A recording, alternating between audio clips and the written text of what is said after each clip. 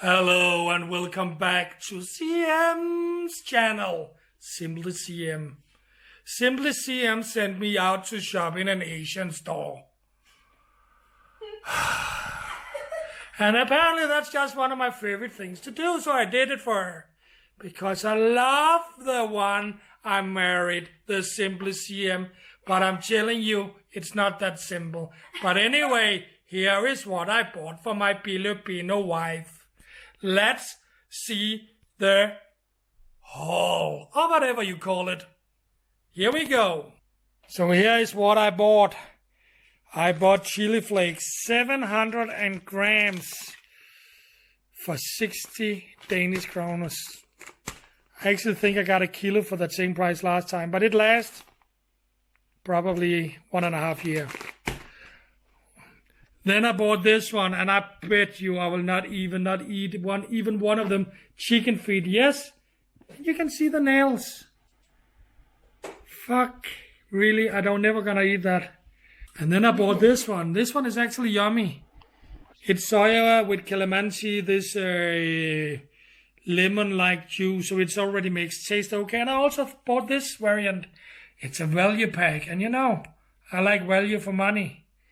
It's vinegar and it's soya, the Filipino way. And I bought this one, a new rice cooker. We didn't have rice cooker for a long time. And I'm so annoyed. Who's that one laughing in the back? Oh, she's here. She comes because I got 800 pots with rice in it. And she's really not a good cook. She's not a good dishwasher, let's be honest. So I bought this one, and I hope that I can I think I will throw some of the pots because it's annoying. This one you have to clean every time. And I bought this one, wet tongue wrapper, so I can make some shaomai. And I bought this one.